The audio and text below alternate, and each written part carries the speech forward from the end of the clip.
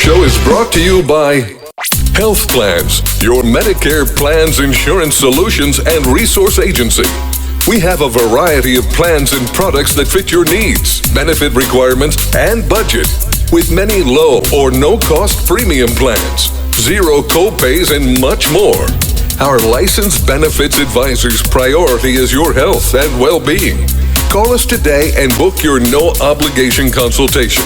1-929-367-5269.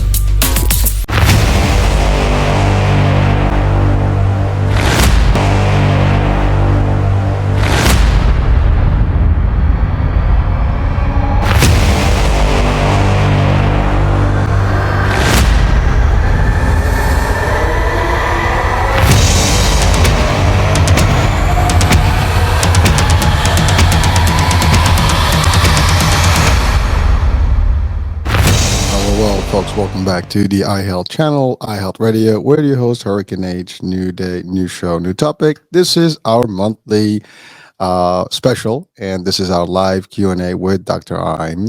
Again, this is Climb to Your Prime with Dr. Heim. So this is every Friday, 9 p.m., all the way from Australia. We have world-renowned psychiatrist Dr. Heim answering your questions live, and we do have your questions.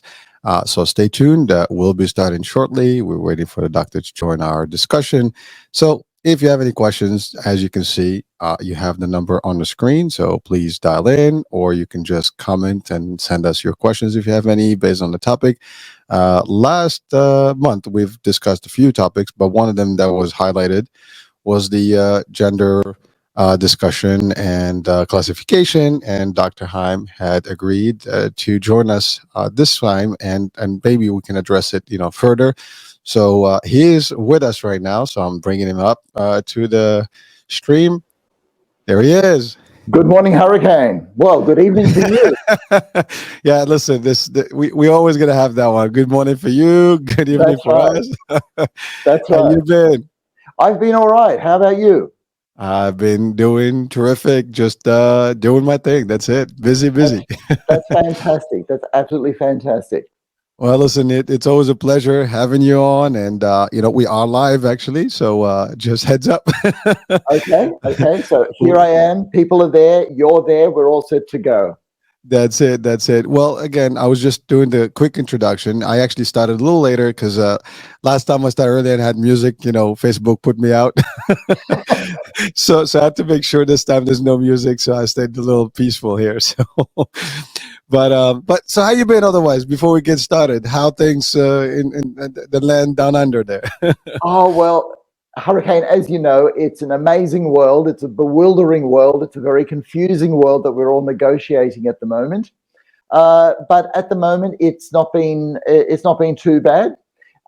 It's been flooding where we are, but the sun's actually decided to make an appearance in the last couple of days, and that always lifts my heart.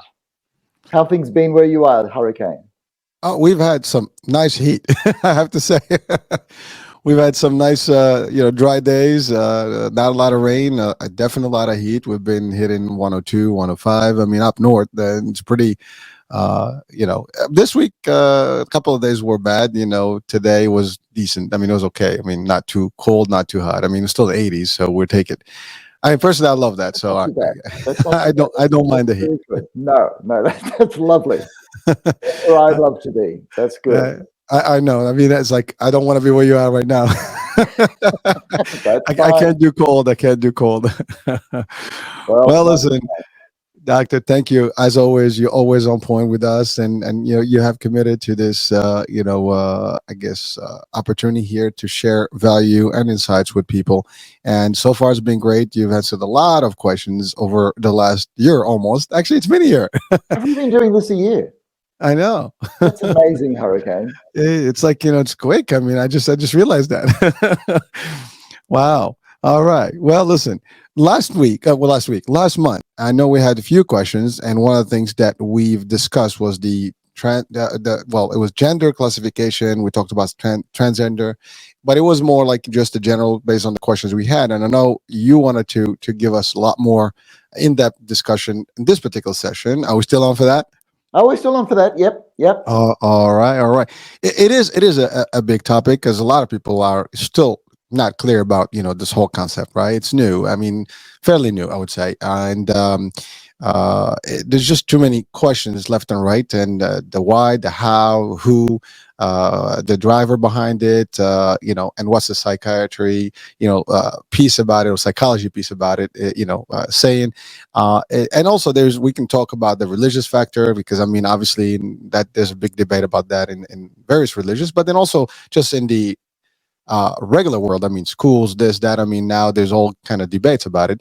And again, this is an open discussion, and just for people, so don't get annoyed, don't get upset. This is not a biased one way or the other. This is just to share and shed the Yes. light on this topic, because it is something that we have to live with and deal with today. It's part of Yes. society, and we have to understand how to operate within this new regulation that's been implemented. And most of the places now are coming on with the same rules and regulations, and just classification as to who is what Yes. and where, and where to go, even the bathroom situation and things like that. So Yes. first things first, doctor.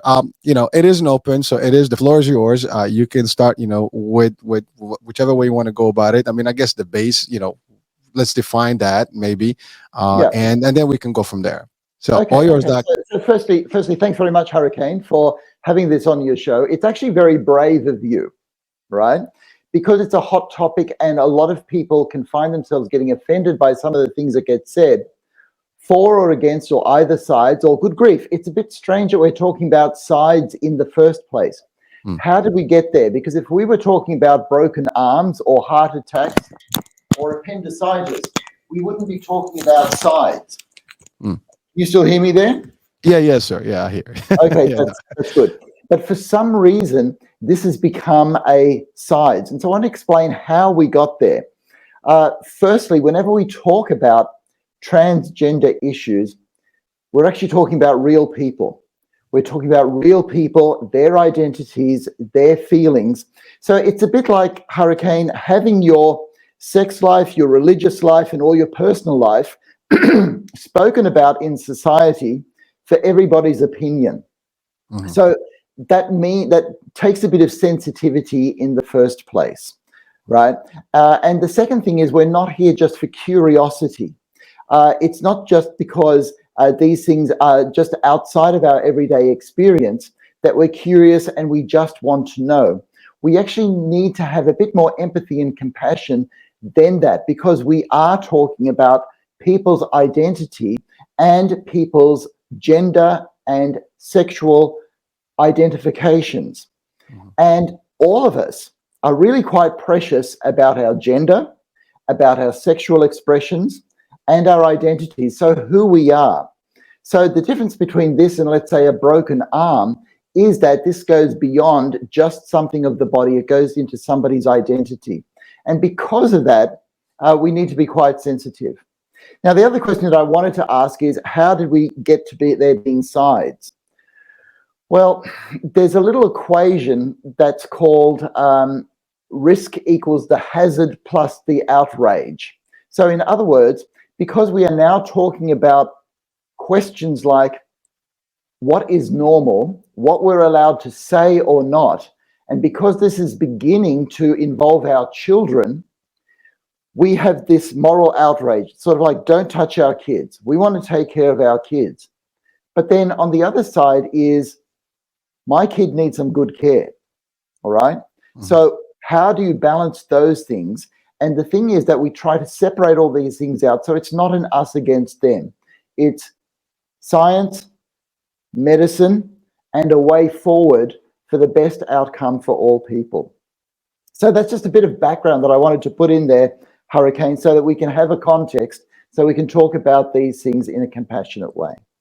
Well, thank you, doctor. I mean, I appreciate it, because again, you said it. It is a, I had to think about, whether it's a good content that we want to share, a resource, or at least information. But I do feel the value, because I mean, my kids, are curious. People's, families are curious, and there's a lot of stuff. It is taboo to a degree in a lot of, realms and a lot of homes.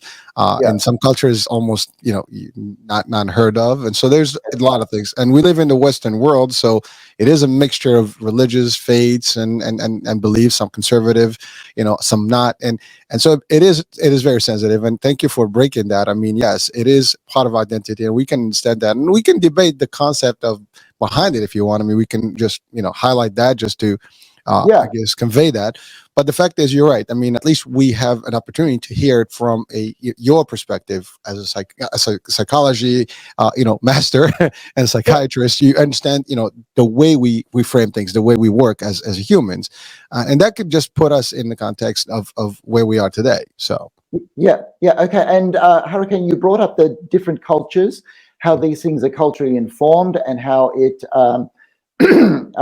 religions have something to say about this as well. So I want to make one really big distinction that we do carry in medicine, and that is the difference between sex and gender.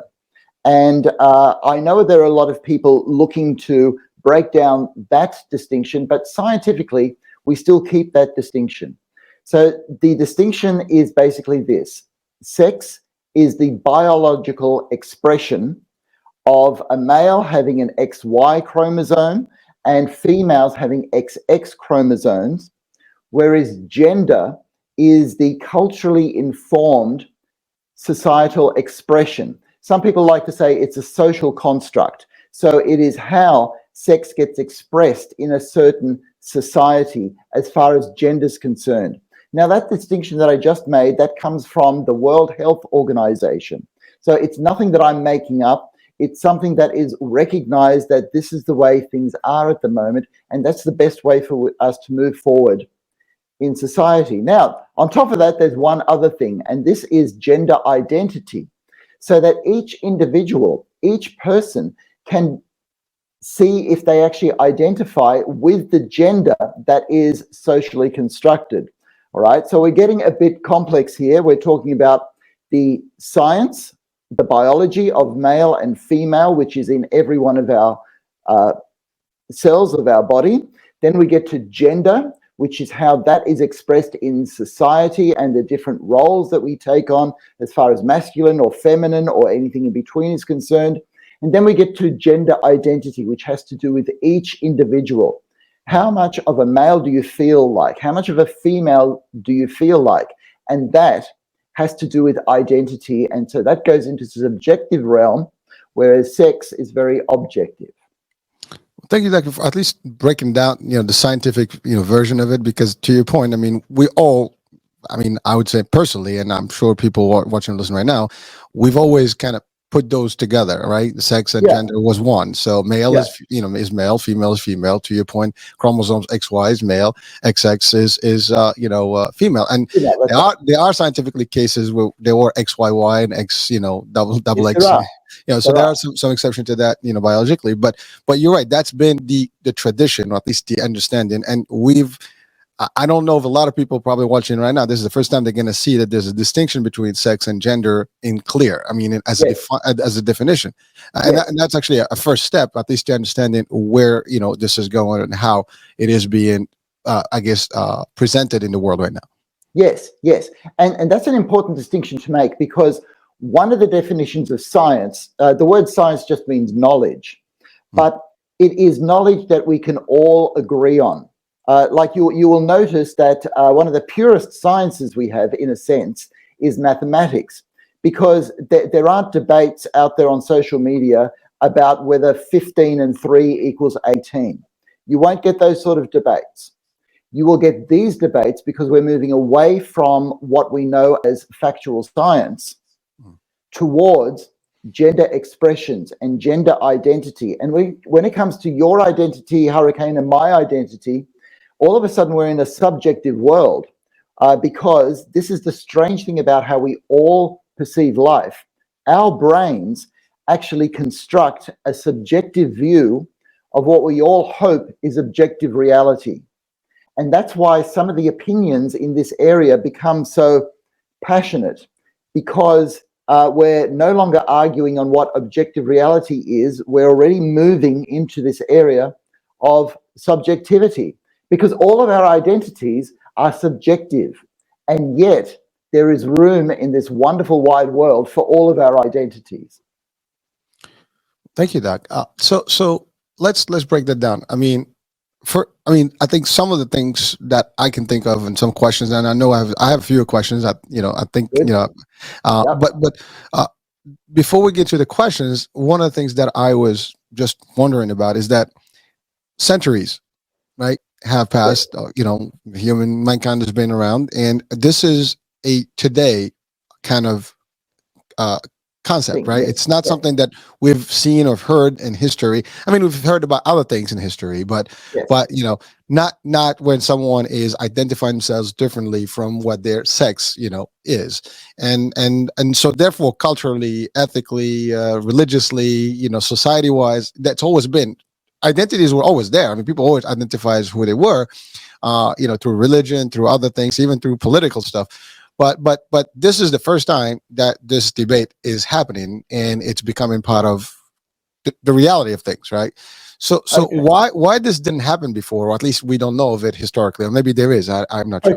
Okay. So I'll refine all of that just for a moment at the hurricane. So it's not that there weren't these expressions, right? In fact, the science of the situation is that there has always been people who have been uncomfortable with the male-female binary system, right? But there's a number of things that have happened in the last 100 years that have meant we can now listen to that more because we now have choice. In our society in particular, we actually have the medical technology to facilitate somebody transitioning from male to female or female to male.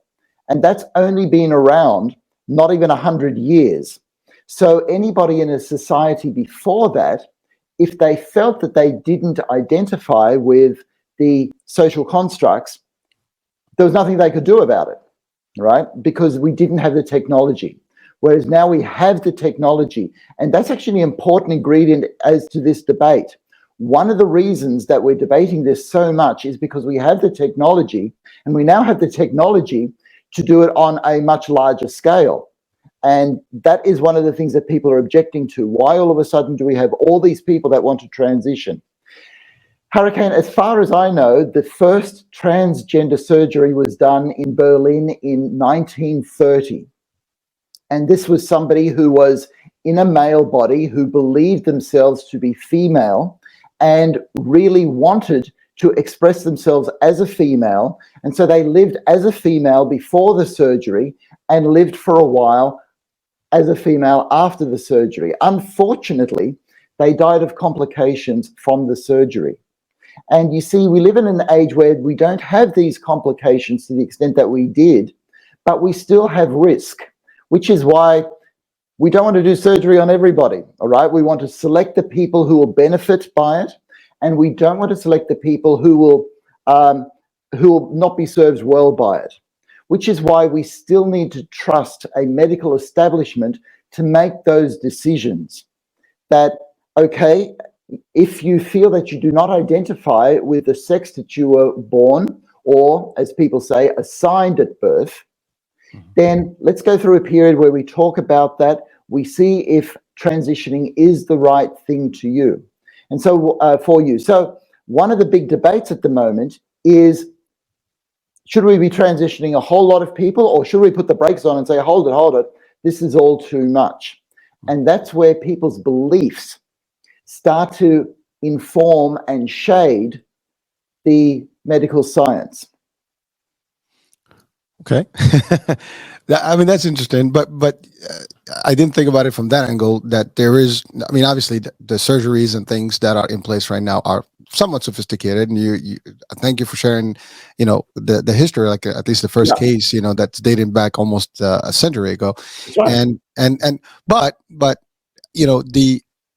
the science is there. You're right. I mean, any surgery can be difficult and can be, life-threatening. I mean, anybody that goes under the knife and anesthesia, there's a good chance there's always a waiver that you have to sign, whether you're going to make it or not.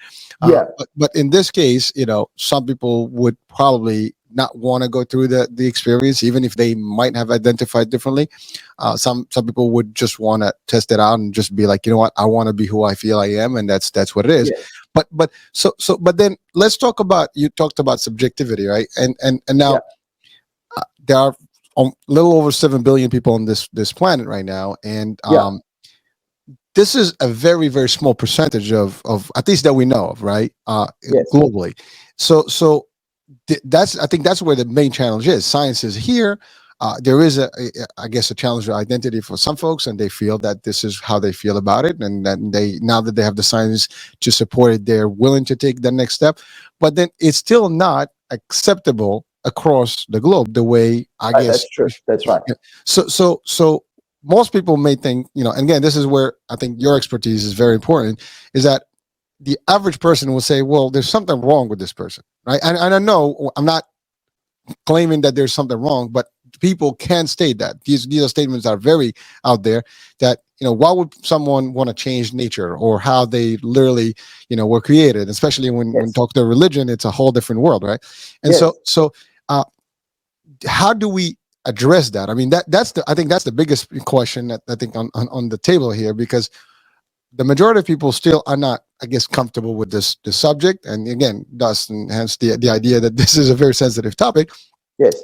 And really, a lot of folks would probably point the finger and say, well, that is your choice. You don't feel like, this is how you're supposed to, but now it's becoming a burden, let's say, or it's becoming a law, and now I have to be subjected to it. So it becomes a very difficult task. And I know this is a tough question, but from the psychological, aspect of it, how do we, kind of clear that for the masses, if you want?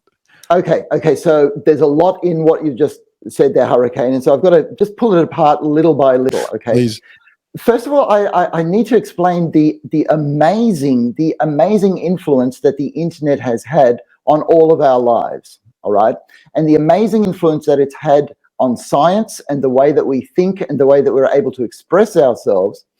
Because before the internet, science, and I'll stick to medical science, thought that it had all the answers. All right, and I'm going to use one example that, in a sense, changed my life. So medical science knew that people who were Negroid could not have red hair, right? That the red hair gene was something in Caucasians only and not in Negro people.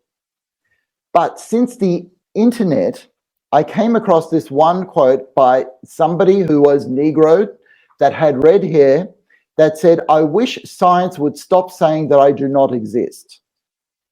Right? Now, when you're faced with something like that, the science has to change. The science is not always right. And the relevance of that is that through the internet and through social media, we become much more aware of the exceptional cases rather than the norm. Okay, and this is just straight science. Okay, if I, as a scientist, say that a Negroid person cannot have red hair, right, and then somebody with red hair comes up to me and says, I'm one of those people that can't exist, then the science has to change, right? So we are in this area when it comes to gender identity, where it's not enough to say that the majority of people feel very comfortable with their gender and their sex, their biological sex. Therefore, there's something wrong with you, right? Because that's actually what we're saying. And this is why it becomes political, because this is what was the prevailing idea during the age of colonization, that we people have all the right answers and you minority people have to listen to us. Okay, and we're now turning that all around, and I'm hoping that we're going to end up with a more equality-based world where there is more room for everybody. So in this area where there's more room for everybody, it means that there is more room for people to say, you know what, I don't quite feel at peace with my assigned gender role, right? So we're able to listen to that more. And again, coming back to medicine, if that involves suffering, then the essence of what I do is to alleviate suffering. And so since the 1930s, when that first gender reassignment surgery or gender affirming surgery was done, we have had developments in not only surgery, but also endocrinology, which is hormones. So we're able now to give people hormones to facilitate their feelings so that they do not suffer. And that has developed to such an extent now, to the point where it is so available that we're able to do this for a whole lot of people. But the ethical question becomes, where do we draw the line? Where do we say that this person should have treatment, this person should not have treatment? And getting back to your question, the challenge for cultures and for religious institutions is to make room, to broaden, to be a bit more open. And to do that, we need to come down to our humanity. We are all human beings. We're all trying to get through this together. One life experience is as good as another life experience, and we want to be able to help each other. And ideally, medical science does that. So thank you, Doctor. Well, so since in the same realm, the concept, like you mentioned, religion, right? Yeah. And I kind of alluded to it earlier. So again, talking about 7+ billion people, the majority of those folks have one of the main, I guess, denominations or religious beliefs, and a lot of those come with divine, I guess, scriptures. Yes. And those scriptures have specific rules, and some of them are very clear, even about the gender and I guess the sex and sexuality and all that stuff, right? So Yes. so how, I mean, and people, faith is very how can I say, restrictive in a way, and also it's the rules are the rules, and people are very attached to it, and when they're very they can turn to be extreme as well. And Yes. so even if you have some more of flexible folks within that religious realm, the majority can still be on the extreme side when it comes to opinion. I mean, we have debates about abortion, we have debates about many other subjects, drugs, I mean, in beheading, for example, or an eye for an eye decisions, like in some of the religious and I guess rulings. But in this case here, there is a debate about it, because in the religious aspect, so whether you take Judaism, Islam, or Christianity, which is the largest, in depending what group, I mean, some folks are very extreme about it and it's not acceptable, some folks not. So I know we're not going to change that, and obviously during this discussion here, we have no capabilities to really have any input to it. But from its psychology, now we have the decrees or divine rulings, right? Yes. And people apply those for society, and I still believe faith is important, right? I mean, you have to have, without faith we have no, we'll have social decline, right? Yes. And so we have all those things, but that's where it gets a little dicey. It's a little difficult, because now Okay, all right, good. All right, now I just want to say, Hurricane, that in a way you're asking me to answer one of the biggest questions in all of humanity at the moment. Okay. Sorry about that. No. I don't mind, Hurricane, because there is a way forward. There's a framework of thinking about this. So you're asking, how can we reconcile a religious point of view and a scientific point of view? All right. And this is actually really important, because all of us have to do that.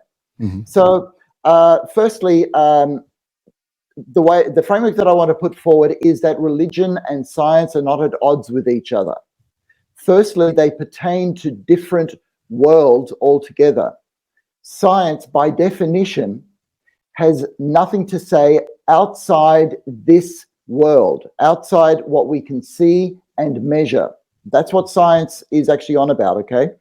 As soon as a scientist even says, I am an atheist, that already is a statement of belief. That's not a statement of science.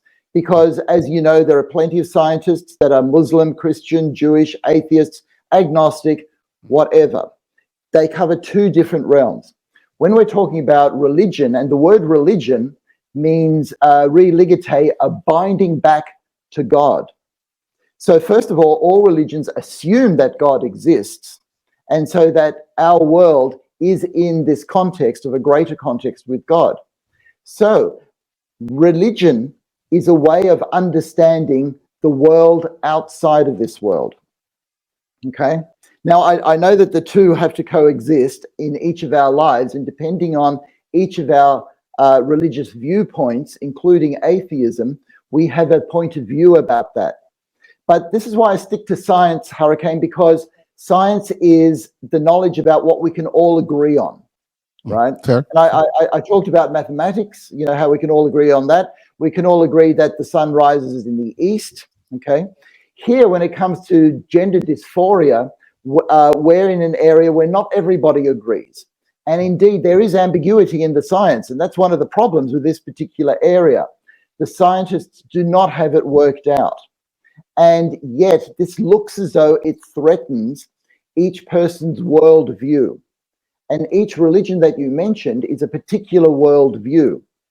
But the framework that I want to put out to people there is that it doesn't. Because science and a religious worldview actually talk about two separate things, okay? And that's the framework that I've encouraged people to have, because that way we can stay in dialogue about the science while respecting each other's religious and cultural values. Well, thank you, Doctor. I know you. Yeah, it is. We're probably going to hear this for years to come, and eventually right. it's going to get to that point. But again, it is still a challenging question, and I know it's. But I love the way you did it. You separate them, and you kind of like look at them from that angle. It's a lot easier, and then everybody is going to deal with it on their own way based on their level of faith and the level of science. And by the way, to your point, I mean, science and religion can coexist. I mean, they've coexisted, and a lot of religious beliefs do have science embedded in them. So again, maybe someone would disagree. But, no, not at all. Hurricane, in the department that I'm working in at the moment, there must be 5 or 6 different religious worldviews. What keeps us together is the science of psychiatry. And that's where we are there. We are there to serve people who have needs in this particular area. And that's what binds us together. Thank you.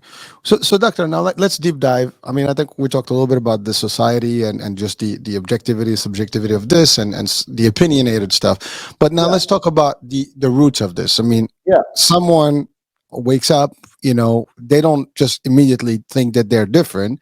Or is that even a case? Is that possible? Because people say like, well, sometimes, does someone start from birth, or like the minute they start realizing who they were as kids, they'll say, well, I don't see myself as a boy or a girl, or is it something that materializes over time? Okay. That's a really good question, Hurricane. And to answer that, I'm going to go to one of the pioneers in sexology and in transgender issues. And his name is Harry Benjamin. And Harry Benjamin put out a book that basically paved the way for our understanding of transgender issues in the 1960s.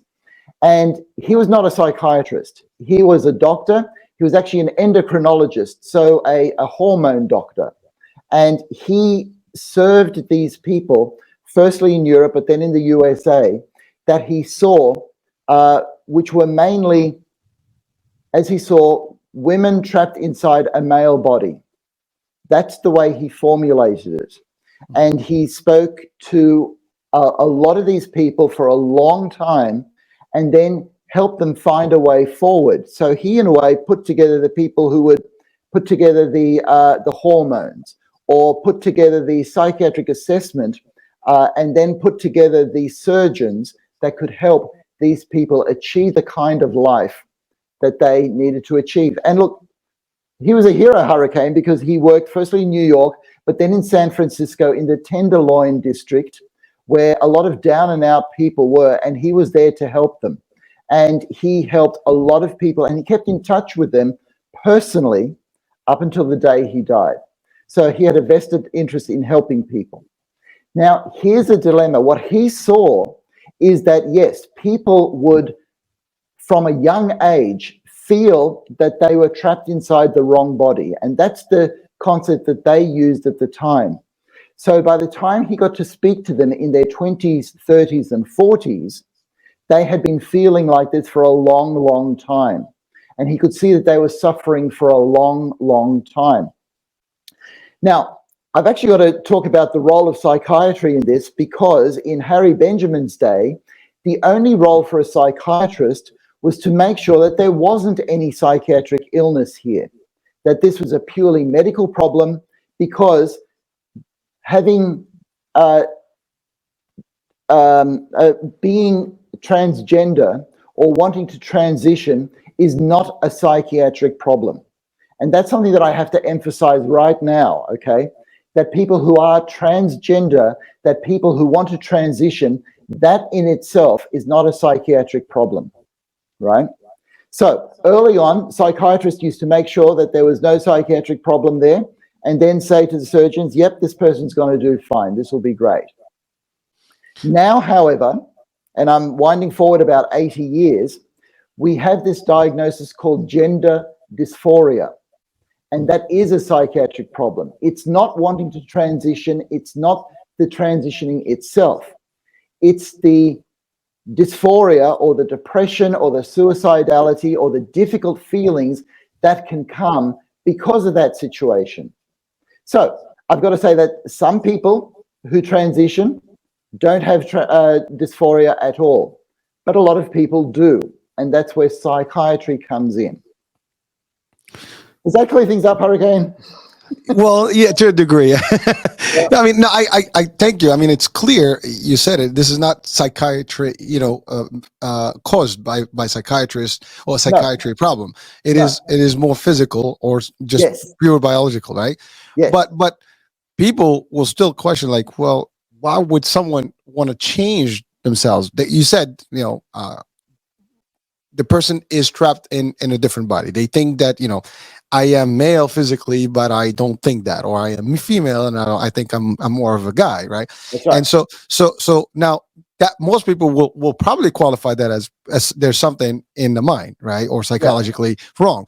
So you're stating that from a psychiatrist, point of view, that is not the case. It is not coming from the mind. What comes from the mind is really, to your point, suicidal thoughts and maybe other things, maybe depression and some other stuff. Yes. And so one has nothing to do with the other. So that's clear. Thank you for that. So in essence, someone that is young at early age can start identifying, or at least behaving, differently, or being attracted to the opposite, let's say gender. Right, or sex, for that matter, for biological reasons. So I'm trying to get closer to the definitions here. So we'll go through a few definitions, right? Because early on, the way that doctors saw people who are transitioning was on a continuum from people who had same-sex attraction. Okay, so that was early on. Now we've progressed in that, and we see the expression of sexuality, be it heterosexual or homosexual or something else, as distinct from somebody who wants to transition, right? It's going to get complex, Hurricane, so hang on, all right? I'm all right. So a male may want to transition to become a heterosexual female, but a male may want to transition to become a homosexual female. And same with a female may want to transition to become a homosexual male or to become a heterosexual male. Now, that gets very complex. But the take-home message right here is that sexuality and gender expression are separate, okay? So we can't, and this is another thing that happens because of social media. We would all like to have nice little boxes that we can sort of have, oh, that's the answer, that's the answer. And already by talking to me, you're realizing that it's actually going to become more and more complex. And we haven't got to the controversial stuff yet, Hurricane, right? When we get there, it's going to get very complex, okay?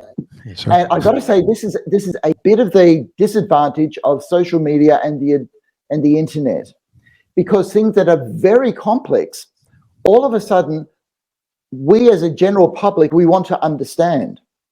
And we are actually talking about things that the scientists themselves do not yet understand. And yet we have a public that says, we want to understand this, package it for us so that we can understand. Not only that, so that our opinion counts.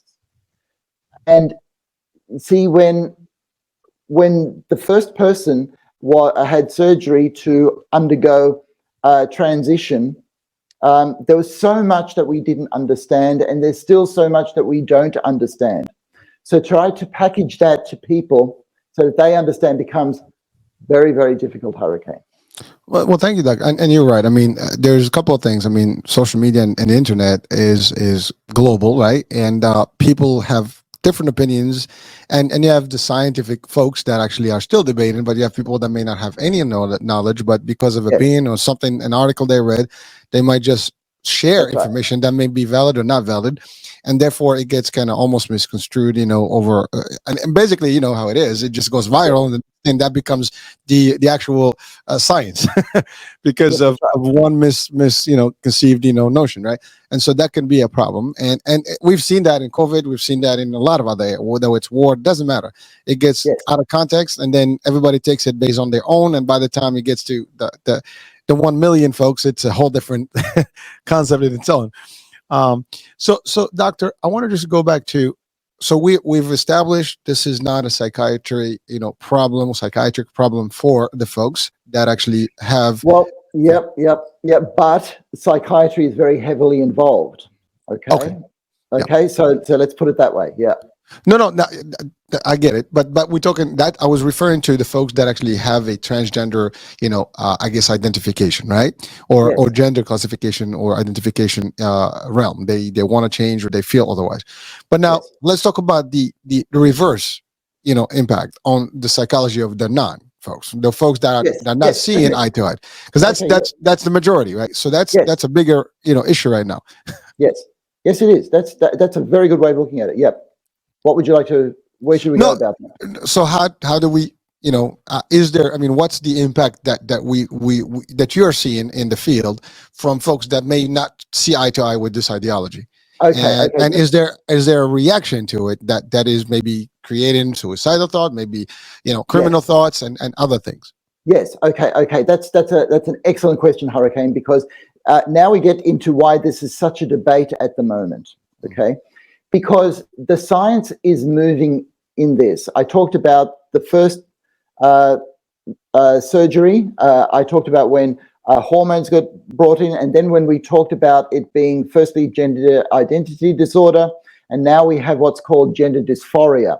And that's what we talk about at the moment. And scientifically, I'm keeping apart being transgender and having mental health problems because the two are separate. Now, the science of all of that is governed by what's called the World Professional Association for Transgender Health. And this is the peak body that puts out guidelines as to how doctors should work with people with transgender issues. And I've got to say that their guidelines were in the 8th book of standards of care, are very reasonable, right? But, okay, so let's say one of their things that they say is that transitioning surgery should not be offered to people under the age of 17, right? Mm-hmm. And so what happens is people out in the public hear that and they go, I can't believe that they're going to do surgery like that to children. We can't do things like that because we get affronted with the ethics of a situation that has to do with a small amount of people, right, and their needs, and their very specialized needs. And scientists have dedicated their lives to trying to understand these people's needs, and they still don't. So we as members of the public are not going to get there. And yet, somebody else will say, what? 17? What if you've got gender dysphoria or you want to transition before that? If you're 13, do you have to wait till you're 17? That's ridiculous. And so this world peak body has actually gotten flack from both sides of the conservative view and the progressive view for whatever they put out, right? So I want to bring this down to an element of trust. That because we live in an age where our trust is being eroded in people like peak bodies or scientists, we feel that we have to know ourselves. Whereas the way that we set up society is pretty damn good, actually. We try to get the best people into the right positions to work on the science so that we can move forward in the right way for everybody.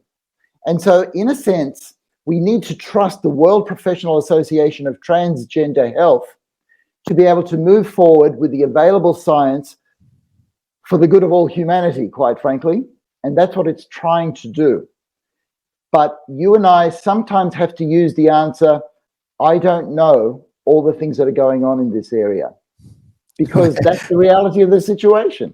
It is. I mean, well, again, I mean, we're trying to just highlight some of it, at least answer some of the questions to the degree that we understand and to the degree that the science has, Yes. cleared right now. So that leads us to the next question. Someone in a family, a member of a family, is identifying one way or the other, right? Or thinking about a change, or just feeling that this is them. This is how they identify.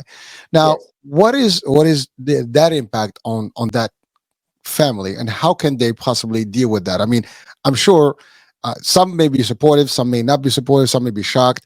I mean, we've seen that just not in the transgender case. We've seen it in just homosexuality, for example. Someone is coming out and stating that I prefer to be with the same type of sex, and then it becomes a whole big deal in the family. And then we're not even talking about the religious concept here or stuff. Just the immediate environment and the impact. How what would you say to the people? I mean, just listen right now, one way or the other, whether for or against, but how to handle it. Okay, so Hurricane, this is another excellent question, okay, which brings up some really hard issues, right? But I'm going to talk about two things. I'm going to talk about love, and I'm going to talk about identity, right? Because you said if somebody comes out or says that they want to transition, or that their identity, it's like homosexuality having to come out, okay? Mm-hmm. Whatever. For the rest of the family, do not withdraw your love, right?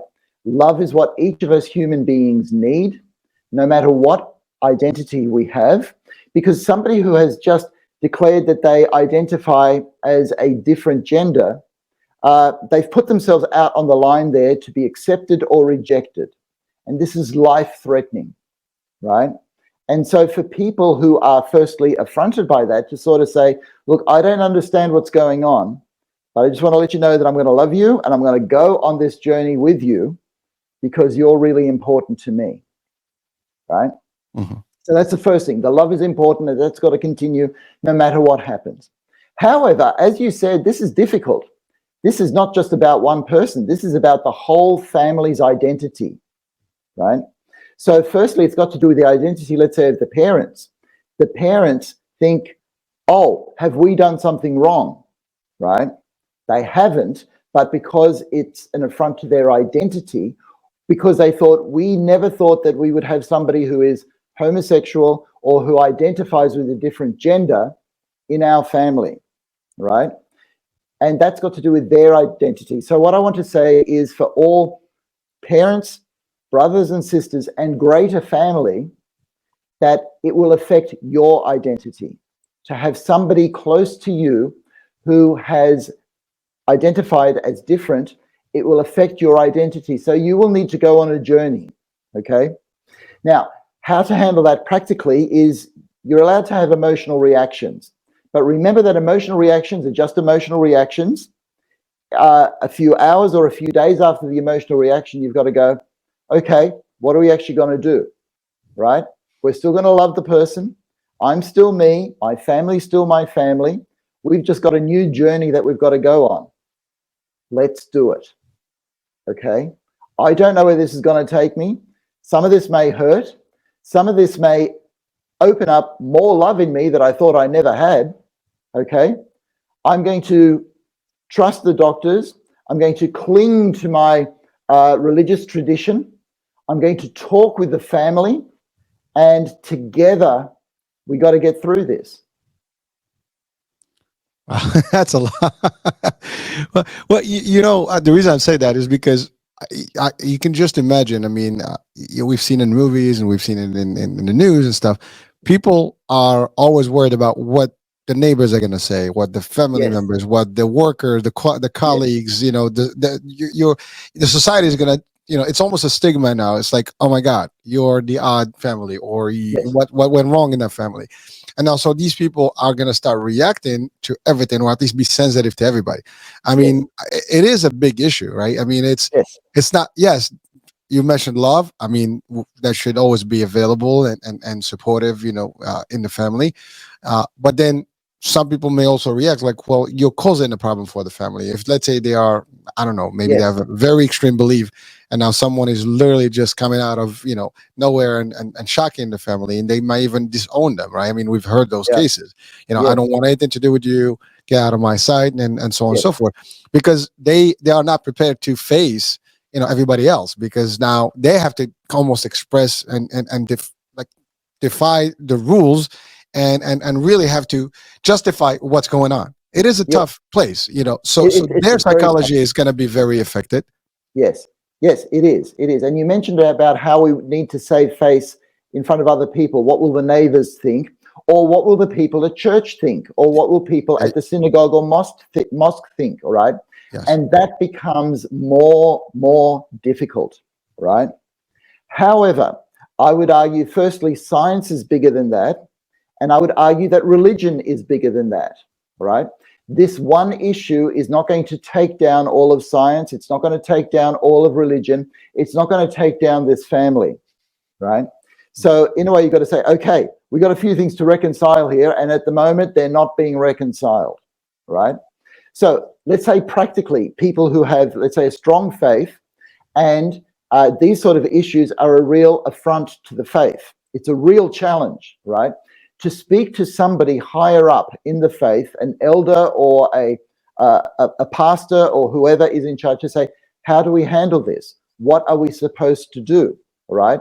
And then to talk with, let's say, a person's doctor, if it's a child, or to talk to the person themselves to say, how can we best handle this?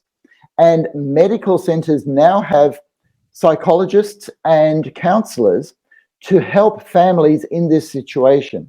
And they are much better versed in these issues than even what I am saying, because it is a pluralistic world, and nobody is saying that you need to give up your faith or to give up your belief in science, but we all are saying that let's work through this together to find a way forward, even though it is difficult, because it is difficult, Hurricane. Yeah, I mean, I can just imagine it's hard. I mean, again, the debate is just beginning, and it's going to continue, and people are always going to have a challenge. People always look at someone different in a very difficult way, right? It's always and people are brutal. Unfortunately, there's a lot of bullying out there, and it's not an age thing. It's everybody. I mean, it can be a bully, right? Yeah. It is a tough thing. So, and people are not so much understanding because they see it from their end, from their perspective and what they know. And so whatever is different, we are afraid of different. We are afraid of the unknown. And that's usually a reaction to those things. Yeah, so I'm just going to butt in there, Hurricane, because please. No, because what we're talking about is life-threatening. We all need to be accepted as part of humanity, okay? Yes. And so that's why the stakes are really high here.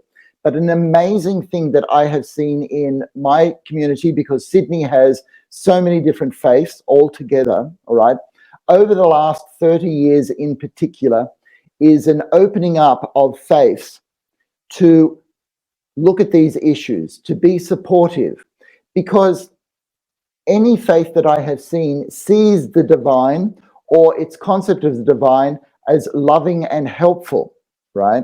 So, in other words, God, however that is put forward as a concept, is bigger than this.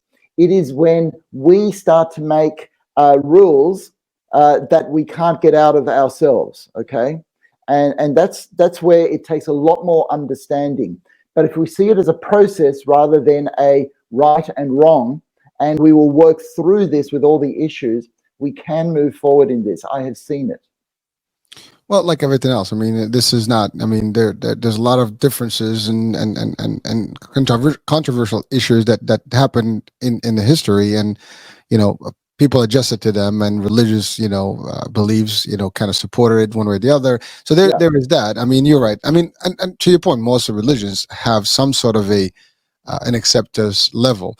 But there are rules in some. For example, I Yes, mean, right. it is a fact in Islam, for example, and this has been criticized for many years, especially in Saudi and some other parts of where the Islam faith is practiced. With the jurisprudence, at the, I guess, the core, like Yeah. the beheading and things like that. For example, homosexuality, is forbidden in Islam, right? Yes. Yes. And I think I don't want to make a decision on the other religions because I don't know much about them in depth. But Yeah. I think it's from what I know, it is also somehow in Judaism and on Christianity. It depends what denomination. But so it is there. But a lot of the, I guess, the modern clergy, they kind of accept it to a degree and adjust with it, and and also the I guess the governments of these Yes. countries have allowed some flexibility to a degree. So things Yes. have shifted, over, especially in the last couple of decades. Things have Yes. changed tremendously. Even Saudi has been a lot more moderate now than they ever Yes. been. So changes are happening, and for good or bad. I mean, we're not here to judge that. I mean, hopefully it's all for good. Yeah. But again, I mean, like I said, this is a sensitive situation, so people can have two sides of this the spectrum here. I mean, Yes. literally there can be opposite sides of the opinion. um, Yeah. so one thing, doctor, I wanted to ask is that, are there, based on your research and your expertise, are there any specific trends in maybe a particular group, ethnicity, religion, country? I mean, is that something that is, for example, more in the Western, world, an advanced world, country versus a third, world country? Is there anything in the studies, or at least the research and the knowledge that we have now, that determines these kind of factors, or where people have more of this, I want to identify as this, versus, like, would you see that in more conservative societies? Okay. So are you talking about transgender identification? Yes, sir. Okay. Well, there's actually much more opportunity for that in more developed countries, because it is very difficult to identify in that in a lot of countries where, as you say, some of the religious norms are much more constrictive. And see, in a way, this is why I quoted the World Health Organization, because what they look to do is to get this whole world working together while still being able to respect each person's difference. And you talked about how we're all making adjustments, and I think that's what's happening. That very slowly across the whole world, all these different cultures, all these different religions, all these different ways of doing society are making little adjustments. And as you say, we hope that these adjustments are for the good. And from my point of view as a psychiatrist, they are, because we now live in societies where we do need to adjust to be with everybody else, so that there is room for absolutely everybody. And to be able to do that without hiding what you actually feel, because that's the other thing, and that's very difficult. Because, in a family, you're able to say things a lot more open than you are, let's say, at school or a university or a public place. And that's always going to be that way, because our sense of identity is strongest in our families, because that's where we can be who we actually are. Thank you, Doc. So a couple more. We're few minutes. We still have a few minutes. One of the things that I think we've kind of alluded to in the last show was, now that we have a lot more discussion about this topic, Yes. the one attached discussion is public access. For example, bathrooms, toilets in the public. There's a big debate about that. Who goes where and how. So what is there any? Are you seeing, based on studies or articles or anything or research, that there is any challenge right now with that in terms of just the general, I guess, opinion? Because I mean, a lot of people may be not, very comfortable to see somebody else that may have, a different, That's exactly right. That's exactly right. Yeah. Yeah. And so this is very challenging, because it is a challenge to something that's the core of our identity. How we identify in our gender and how we identify in our sexual expression goes to the core of who we are. In fact, so much so that 50 years ago, it was taken for granted what those expressions were for everybody. And you see, because our society has become much more pluralistic, we cannot take those things for granted. So to answer your point, Hurricane, when it comes down to what kind of toilets are there, I have to say that's not my area of expertise, because that's a public health measure. But the principles are still the same.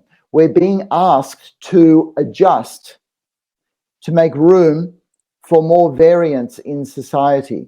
And that's going to take a little bit of a challenge, but we can get through that together in the best way. And it takes time, and it takes dialogue, and it takes understanding and even acceptance of things that we don't know.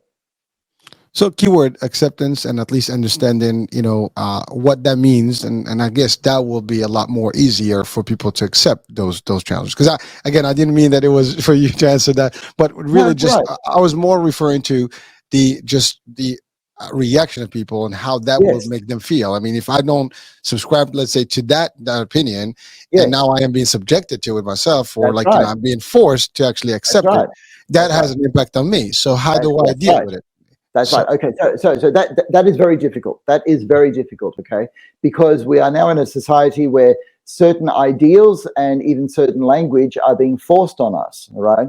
And generally speaking, when you force people to do things, the outcome is not always good. All right. So what's behind all of this was the idea of liberation, that people who were previously oppressed need a bit of space. Right. So what I would say to that is it takes time and being genuine. So if there are people in your life that are different to you, you can actually build a friendship link to understand that particular person. Then all of a sudden it becomes easier. And the bizarre thing about this, Hurricane, is we actually have science dating back more than 40 years to say, and this is called the science of the mere exposure effect, that if you are exposed to people who are different to you, that you will begin to accept them.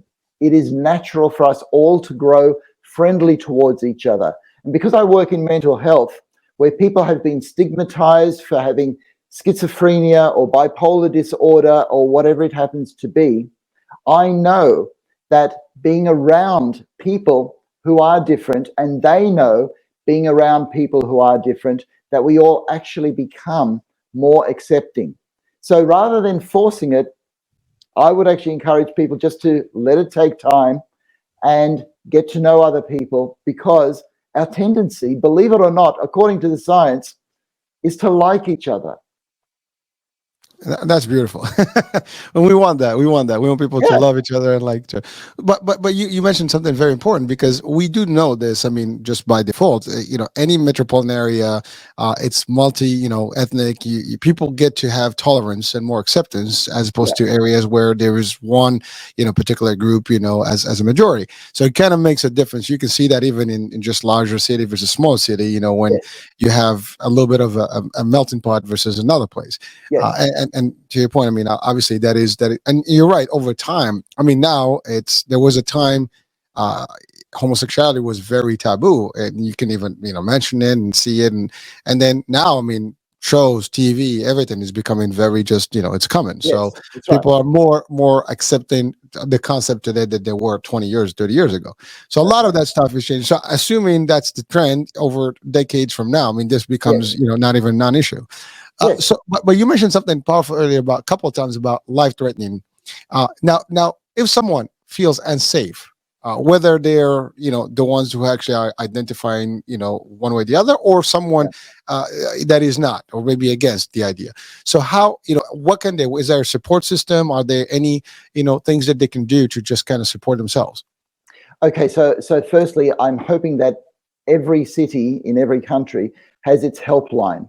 In Australia, we have a helpline called Lifeline, where anybody can ring up and they will find a way to keep you safe and point you in the right direction to get help. And wherever you are in the world, please know what your helpline is, because it does come down to matters of life and death. And so the more understanding somebody has, and the more that they can be with people who not only understand but are able to treat and work on a certain pathway. And this is where mental health does come in. This is where psychiatry does have a role. We are here not only to keep people safe, but actually to keep people content in the long run. That's actually our aim. What they could do for themselves is talk to somebody, talk to a friend, or talk on the telephone, or talk to a professional. But get that help. Keeping things to yourself is not the best idea. Moving forward by talking to people is the way forward. Because everybody's part of it, Hurricane. We are all part of the human race. Yes, sir, and thank you for that. The hour is gone, and as always, you delivered an excellent, excellent insights and information that got us closer to some of the questions. I mean, obviously, we can't summarize all the and all the issues here and respond to everything in 1 hour, but certainly this is closer. I know you mentioned love earlier, so I know we're gonna have your new book coming up in the end of the year, and we're gonna talk about that, and we're gonna have a whole section about love. So that's important. Any last words before we close today's show? Okay, just a few last words. Love, identity, respect, and trust. When we don't understand things, and I'm a medical practitioner, and this is not my area of expertise, I have to trust the experts in that area.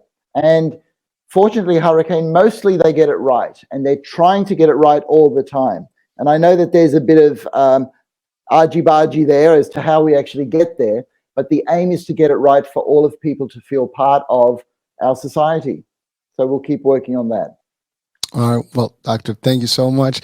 I know it's morning for you, and you got to get about your things, and we're just about to wind down here. Yep. So listen, as always, it is a pleasure and honor, and great insights, great information. So as always, thank you. We'll be, I guess, talking on the next show, hopefully next month. Yeah. And there you go. That's about it. We'll see you next month, Hurricane. Thank you. And folks, thank you for being with us. Okay. Hope that this answered some of the questions that you might have and some of the questions that you've sent us. So hopefully, at least it gets you closer to where you need to be. And stay tuned for more insights and good advice from our dear friend, Dr. Heim. Bye for now. Thank you, Hurricane. Bye-bye.